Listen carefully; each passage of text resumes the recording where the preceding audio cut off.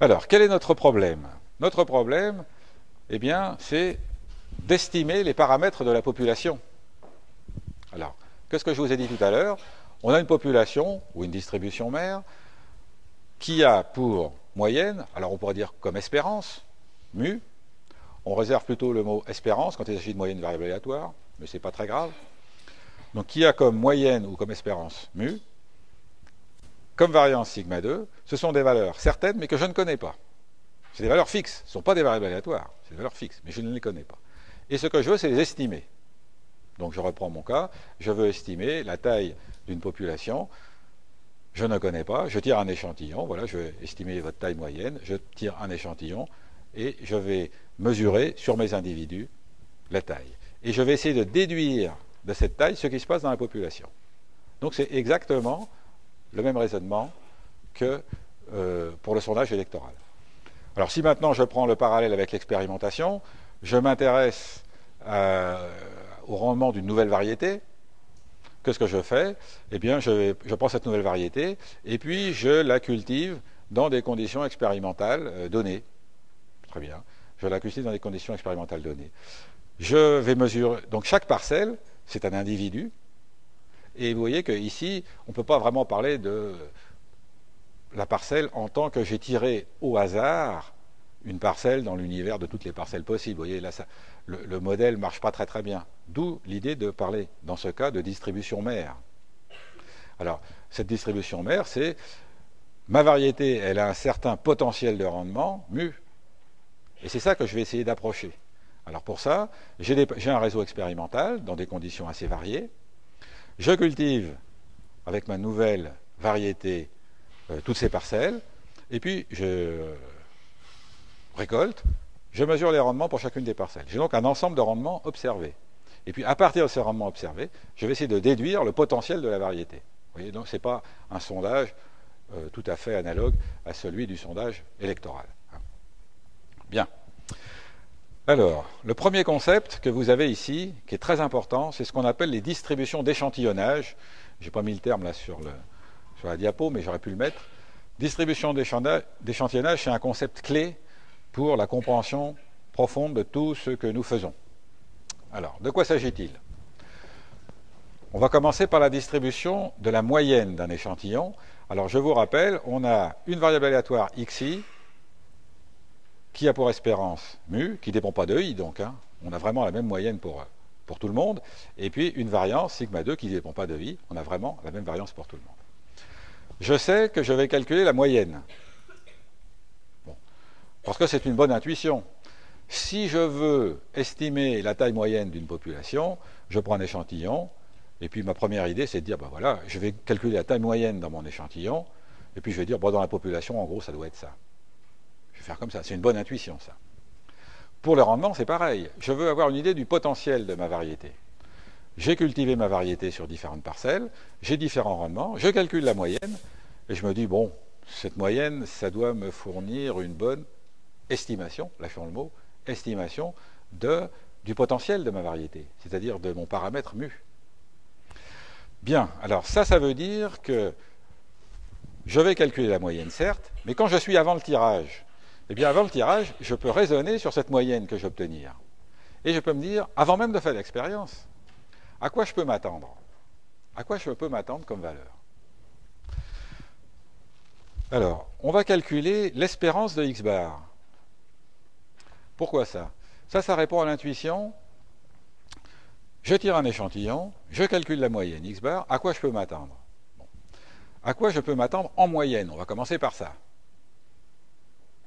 Eh bien, on fait le calcul, et vous voyez qu'ici, c'est important de considérer la moyenne comme une variable aléatoire. C'est capital, sinon cette écriture n'a pas de sens. Je prends ma variable aléatoire x bar, qui est la moyenne donc d'un échantillon, en tant que variable aléatoire. Je fais le calcul de x bar et je tombe sur mu. Ah, qu'est-ce que ça veut dire, ça? Ça veut dire que ma première intuition, qui consiste à dire, bon, bah, j'ai cultivé ma nouvelle variété sur des parcelles, je prends la moyenne et je me dis, cette moyenne, ça doit être une bonne, entre guillemets pour l'instant, une bonne estimation du vrai potentiel, mu. Eh bien, ce résultat, ici, nous indique que c'est vrai en moyenne. C'est-à-dire que quand je procède comme ça, c'est-à-dire quand j'utilise la procédure, certes très simple, mais c'en est une, la procédure qui consiste à dire je prends la moyenne de mon échantillon et je m'en sers comme estimation du paramètre mu, quand je fais ça, eh bien en moyenne je tombe sur la bonne valeur. C'est-à-dire que mon estimateur n'est pas biaisé. Alors je vais définir tout à l'heure ce qu'on appelle l'estimateur. Quand je fais ceci, j'ai une procédure qui n'est pas biaisée, c'est-à-dire qui ne me donne pas systématiquement une valeur trop grande ou systématiquement une valeur trop petite. Donc ma procédure est intéressante. Elle a besoin d'autres qualités, mais elle a au moins celle-là. Donc ici, vous voyez ce petit résultat ici, que je ne vous démontre pas, mais que vous pouvez démontrer tranquillement chez vous. Alors je vous conseille de le faire, quand même, parce que ça vous permet aussi de peut-être mieux comprendre, de mieux vous approprier les résultats. Bien. Deuxième point. Alors, deuxième point, c'est pas tout de dire, en moyenne, je tombe sur le bon résultat. Mais est-ce que j'en suis loin? Est-ce que je tombe toujours à côté du bon résultat, ou est-ce qu'au contraire, je peux avoir, dans le cas d'une variété, de temps en temps 20 quintaux en plus, de temps en temps 20 quintaux en moins? Et brusquement, on se dit, ah oui, finalement, le fait d'avoir une procédure non biaisée, c'était bien, puis tout de suite, on voit que ce n'est pas suffisant. Parce que si en moyenne je tombe bien, mais si un coup je suis bien au-dessus, un coup bien au-dessous, ça ne me va pas. Donc je calcule la variance de x bar. Alors, dans le cas d'une population infinie, c'est-à-dire lorsque la taille de l'échantillon est très petite vis-à-vis de la taille de la population, vous faites ce calcul qui est assez simple, et vous tombez sur sigma 2 sur n. Alors cette formule-là, c'est une formule capitale, que non seulement il faut que vous sachiez par cœur, mais il faut vous l'approprier, parce que ça revient tout le temps. Ça revient tout le temps dans le cours de statistique, mais ça revient tout le temps dans la démarche scientifique.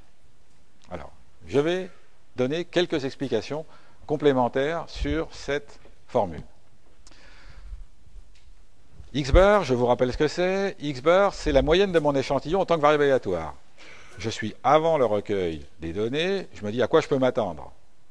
J'ai vu que x bar en moyenne tombait bien, maintenant je vais voir la variabilité autour de cette moyenne. Donc je calcule la variance de x bar. Si cette variance est petite, à la limite c'est ce que je souhaite, ça veut dire que je suis tout le temps tout près de la moyenne. Si la variance est petite, je suis tout le temps près de la moyenne. Donc ça c'est très bien pour moi, parce que non seulement je suis centré sur la moyenne, mais j'en suis pas très loin, ça c'est parfait.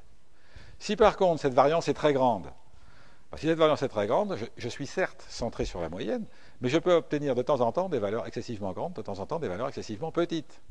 Donc, vous voyez tout de suite que c'est clé pour la qualité d'une estimation d'avoir une variance petite. Alors ça, par contre, cette formule ne s'invente pas. Le calcul est très facile à faire. Je vous invite à le faire. Alors maintenant, expliquons un peu cette formule. Sigma 2 sur n. Sigma 2, qu'est-ce que c'est déjà? Sigma 2, c'est la variance dans ma distribution mère. Donc, autrement dit, c'est la variance de ce que je veux observer. Bon, reprenons le cas d'un échantillon. Voilà, j'ai des étudiants, je prends un échantillon d'étudiants. Si ma population d'étudiants, en fait, tous les étudiants ont exactement la même taille. Ils font tous 1,78 m, tous. La variance, elle est nulle. Dans ce cas-là, je prends un échantillon de taille 2, de taille 4, de taille 5. De toute façon, la moyenne, elle vaudra 1,78 m. Donc, on voit tout de suite que la variance de ma procédure, ici, x bar, le fait de prendre x bar, la variance de x bar, elle dépend de quoi? Eh bien, elle dépend de l'hétérogénéité de ce que j'étudie. Si j'étudie quelque chose de très hétérogène, que se passe-t-il? Eh bien, je vais avoir des résultats très variables. C'est très difficile d'étudier des choses hétérogènes. Si par contre, j'étudie des choses qui sont homogènes, ça va être très facile. À la limite, si tous mes individus sont les mêmes, j'en prends un et c'est bon. Alors ici, c'est bien gentil, mais on le subit un peu. C'est-à-dire que vous seriez en droit de dire, mais moi je ne choisis pas la population que j'étudie, elle est homogène ou elle est hétérogène. Quels sont mes degrés de liberté, si je puis dire? Alors c'est ici qu'intervient le petit n. Petit n, je vous rappelle que ce que c'est, petit n, c'est la taille de l'échantillon.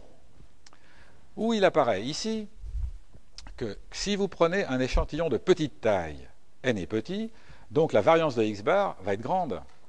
Mais si par contre vous faites grandir n, eh bien la variance diminue. Donc cette variance de x bar, ça va être un petit peu, ça va mesurer l'incertitude sur mon estimation. D'accord? Eh bien cette incertitude, je peux la diminuer à volonté. À volonté, il suffit que je fasse grandir n. Donc j'ai ici ce degré de liberté. Alors le problème, bien sûr, vous le voyez, c'est que n a un coût. À chaque fois que je tire un échantillon, ça peut être coûteux. Alors il y a des échantillons qui sont peu coûteux, il y a des échantillons qui sont très coûteux.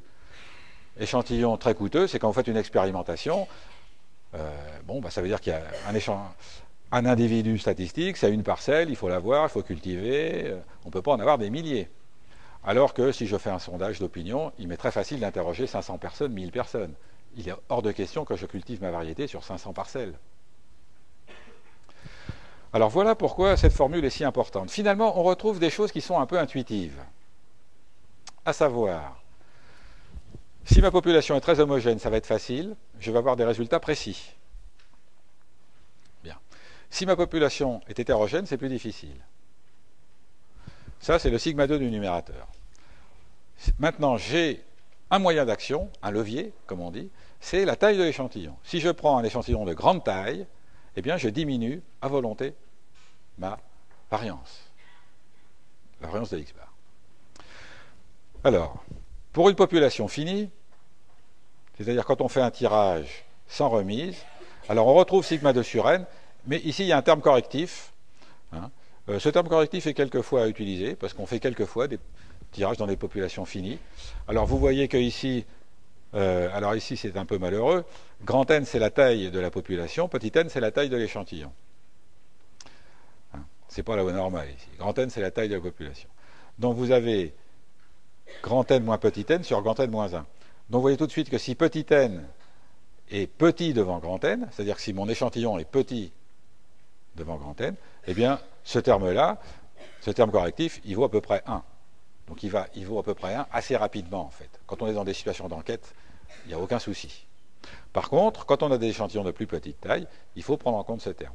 Alors, ceci bien sûr n'est pas à savoir par cœur, par contre. Vous pouvez parfaitement oublier, vous pouvez vous souvenir qu'il y a un terme correctif et puis vous savez le retrouver. Par contre, ceci, il faut vraiment vous l'approprier.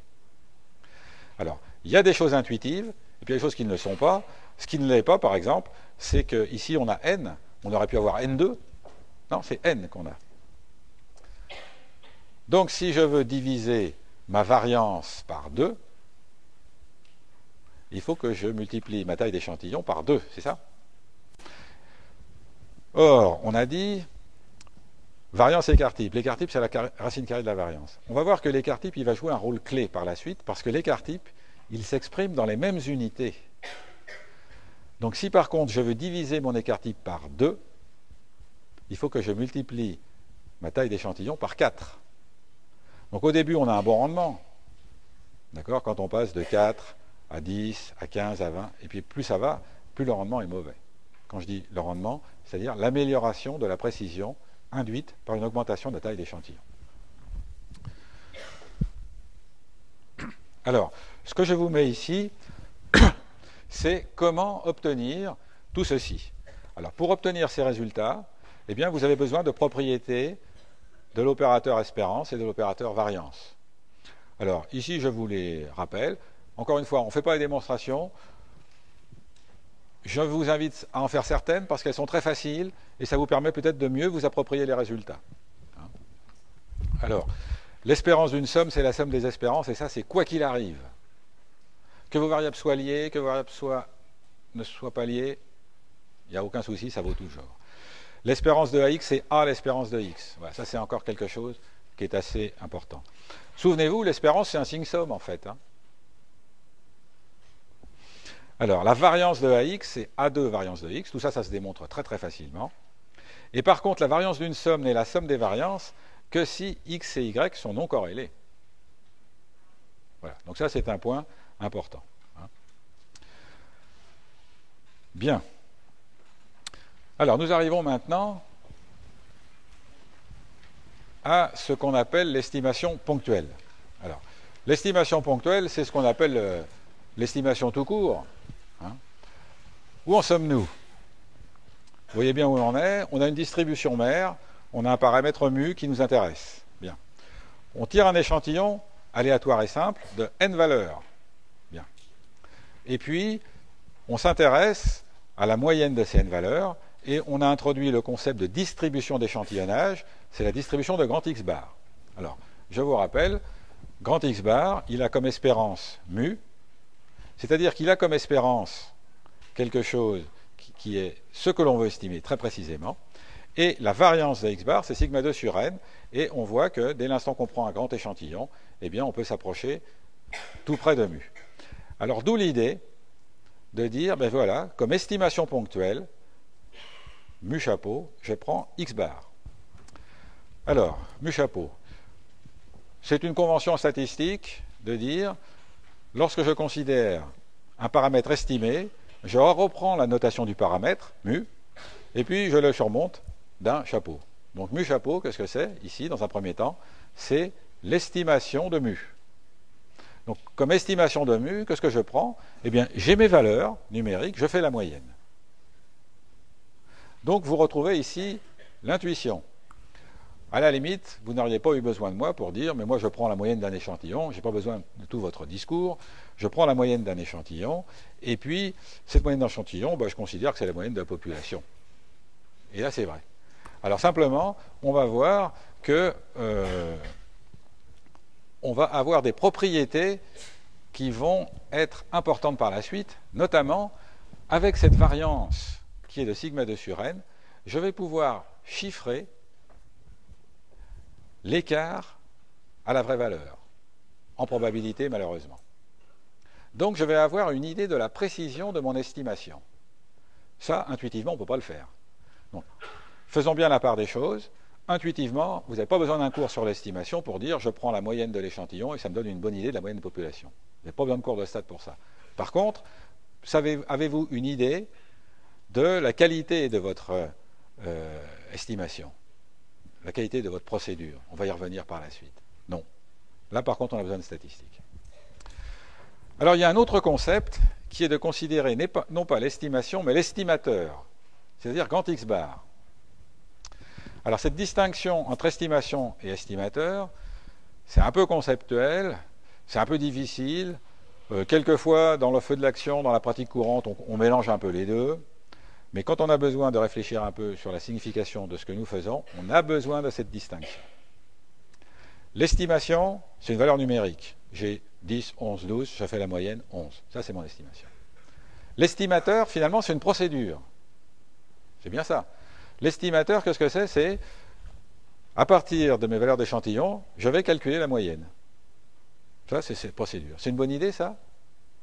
Ben, c'est une bonne idée, oui, parce que regardez, en moyenne, je tombe sur la bonne valeur.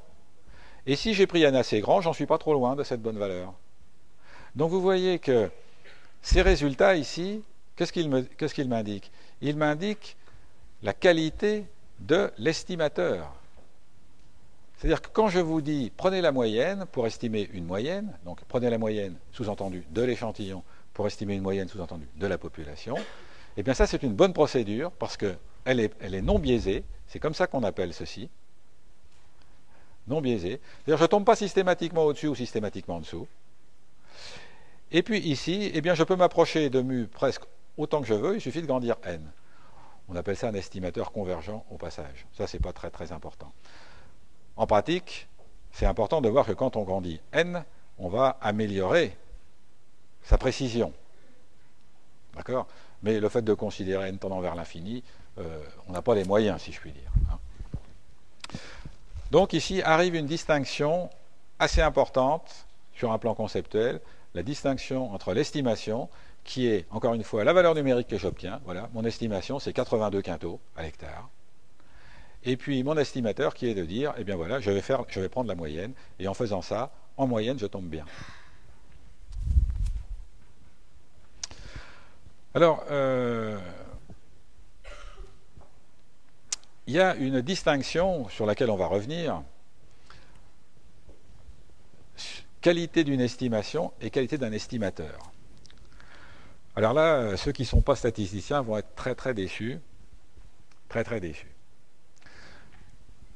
Quand on donne ces propriétés-là, E de x bar égale mu, V de x bar égale sigma 2 sur n, ce sont des propriétés de l'estimateur. Donc je dis, on a un estimateur de bonne qualité. Ma procédure, elle est bonne. Ça, ok, vous l'avez bien compris. Maintenant, vous êtes utilisateur. Et ce qui vous intéresse, c'est de dire, bon ben voilà, moi j'ai trouvé 82 quintaux, c'est bien ou c'est pas bien? Ben, j'en sais rien. Vous voyez? Ce que je peux vous dire, c'est que vous avez employé une bonne procédure, mais la malchance a pu faire que, eh bien, vous avez que des petits rendements. Reprenons l'exemple du sondage électoral. Vous interrogez 1000 personnes, c'est une bonne procédure. Et puis vous allez prendre la proportion des gens qui vont voter pour Monsieur A.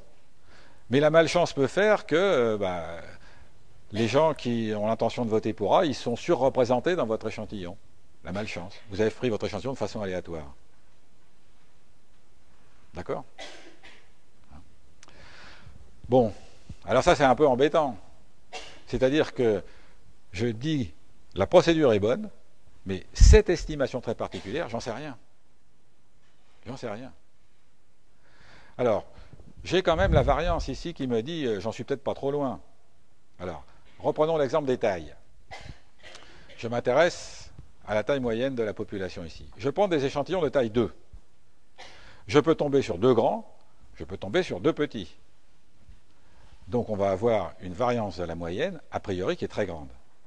Si par contre, je prends des échantillons de taille 50, ben là c'est bien le diable si j'ai 50 grands ou 50 petits. C'est quasiment impossible. Ce n'est pas impossible formellement, mais c'est en pratique impossible. Donc vous voyez, on se protège en prenant un estimateur de bonne qualité, on se protège d'accidents. Mais on n'a jamais de certitude. Alors ça, c'est quelque chose qui va revenir de façon un peu lancinante dans tout le cours. Hein. Tout ce qu'on fait, c'est de la décision dans l'incertain. Alors le risque zéro après lequel tout le monde court, c'est pas possible. Ou alors si, vous prenez un échantillon de taille infinie et vous êtes tranquille. Mais oui, mais c'est pas possible. Donc on va toujours avoir à gérer ces problèmes d'incertitude. On va essayer de limiter l'incertitude, mais on sait que si on la limite, ça nous coûte cher. Donc il y aura un compromis à trouver, et vous, quand vous serez dans la vraie vie, eh bien vous aurez ce compromis à trouver. Moi, je vous donne les outils, la statistique vous donne les outils, mais après, c'est vous qui allez trouver le compromis en disant, ce problème est vraiment important, je préfère augmenter ma précision, ça va me coûter un peu plus cher, mais c'est trop important. Ou au contraire, de dire, ce problème n'est pas très important, je n'ai pas besoin d'un échantillon excessivement grand. Ça, c'est vous qui allez le dire après. Bien, donc vous avez noté cette distinction qui est un peu décevante.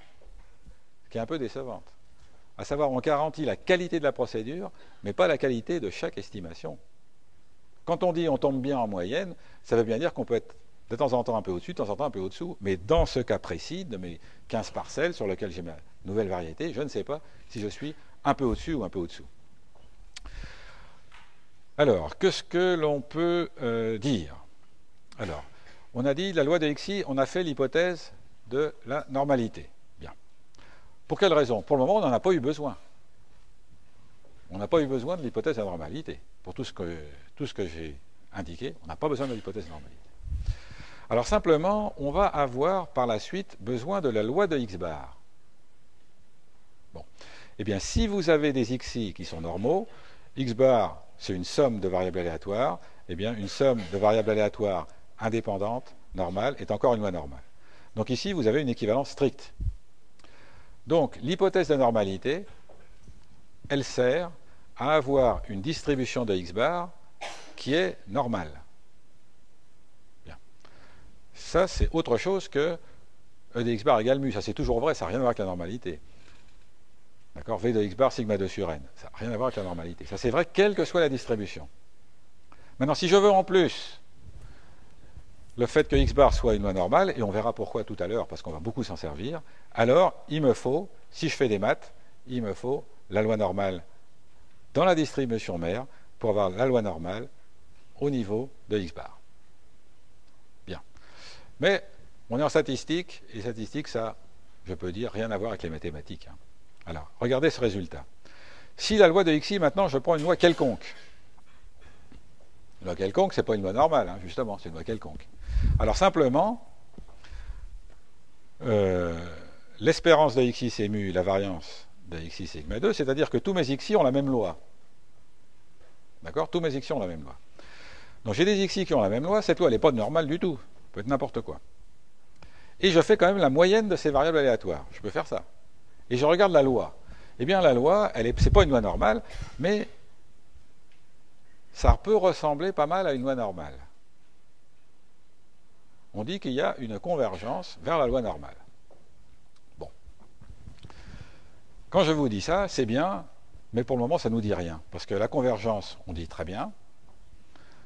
Vous voyez dans quel contexte on est. On va avoir besoin pour certains calculs de la normalité de x bar. Cette normalité, elle est automatique si les xi sont normaux. Elle n'est pas automatique si les xi ne sont pas normaux. Bien. Alors la convergence, c'est bien. Seulement si cette convergence, il me faut un échantillon de 50 millions d'individus statistiques, ça ne me sert à rien. Donc la convergence ne sert à rien. Ce qui compte, c'est la vitesse de convergence. Est-ce que ça va vite ou est-ce que ça ne va pas vite? Est-ce qu'il me faut 50 000 échantillons pour avoir une loi normale ou est-ce qu'avec 30, 40 bon, ça, c'est une question qui est tout à fait importante. Alors j'ai remis ici cette fameuse distinction entre qualité d'un estimateur et qualité d'une estimation dont j'ai déjà parlé. Alors, on résume ici par un schéma ce qu'on vient de dire. Au départ, j'ai la loi des xi. La loi des xi, c'est une loi normale qui a pour espérance mu variance sigma 2. Voilà le dessin de la loi normale. Je place mu ici l'espérance, une loi symétrique, et puis je place sigma. Le sigma, c'est l'écart au niveau du point d'inflexion. Parfait. Maintenant, je regarde la loi de x bar. Alors, je vois que cette loi de x bar, c'est encore une loi normale ici. Très bien. Je vois qu'elle a la même espérance. Vous voyez, les mu sont bien alignés. Mais par contre, j'ai un écart type beaucoup plus réduit. Voilà, ce petit schéma, il est assez pratique. Il est très synthétique pour nous relier, d'une part, la distribution mère, c'est celle que vous avez en haut, et d'autre part, la distribution de x bar. Bien. Donc ça, c'est dans le cas où la distribution mère est normale. Alors, est-ce qu'on peut faire des dessins analogues lorsque la distribution mère n'est pas normale? Alors, c'est ici qu'arrive cette belle simulation qu'a faite François Husson, qui est un de mes collègues au labo de maths. Je crois qu'il a fait ça sous Excel, il me semble bien. Hein. Alors, regardez comment il a procédé.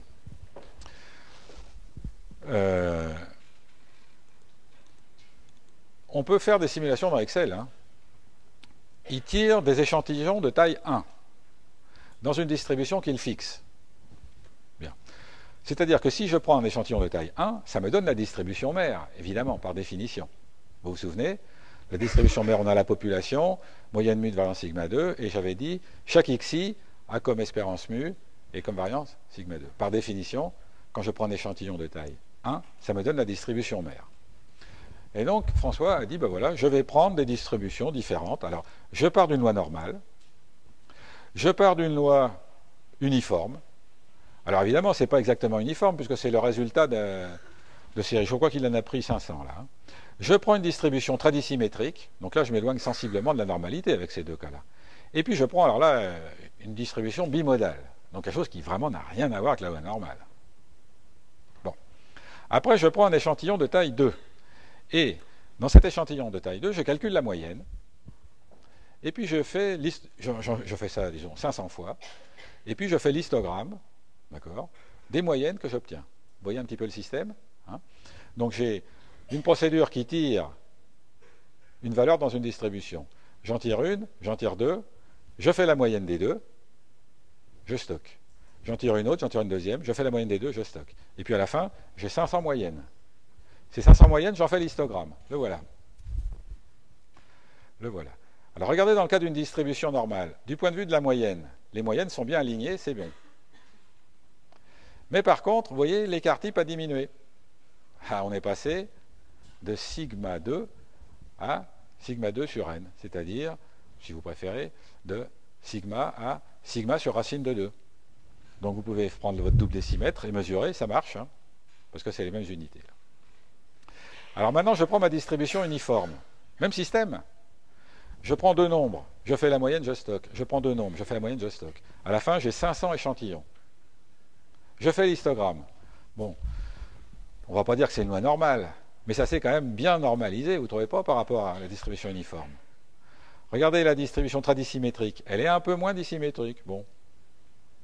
Et ici, bon, voilà, c'est toujours le bazar, sauf que je vois émerger un mode beaucoup plus fort que les autres. Alors regardez, je prends des échantillons de taille 10. Alors ici, moi j'ai toujours une loi normale, elle se resserre de plus en plus, pas de problème. Ici, ah bah ça y est, j'ai presque une loi normale, hein. Faut pas exagérer. Alors peut-être qu'il aurait pu faire ça avec 10 000, ça aurait été plus régulier.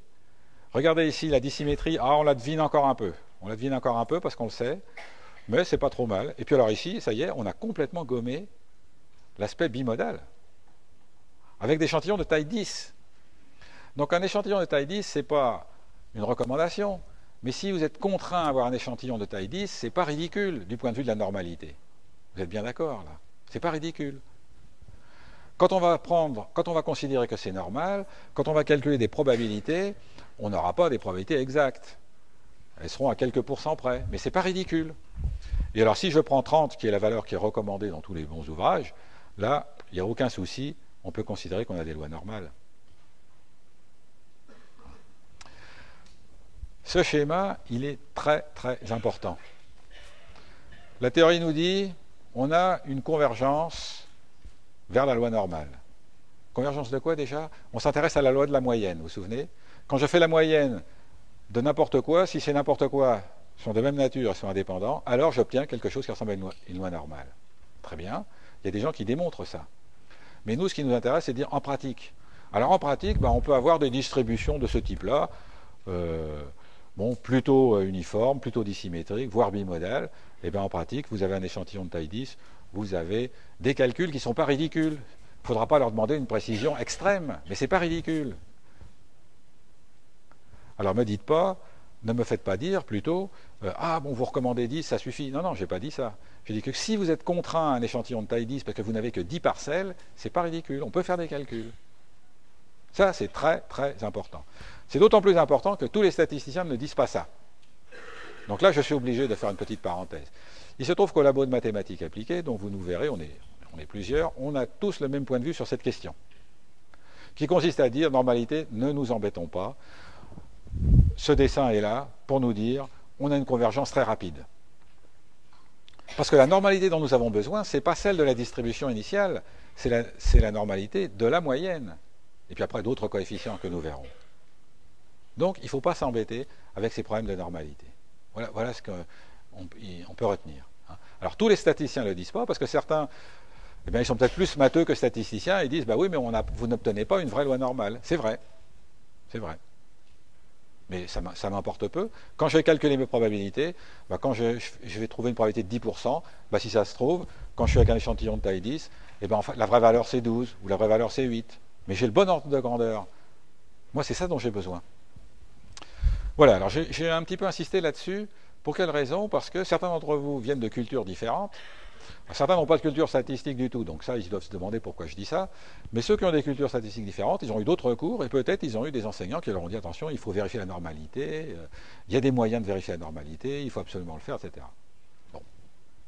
Et moi, je dis, vous embêtez pas avec ça. C'est un discours qui est plutôt sympa quand même.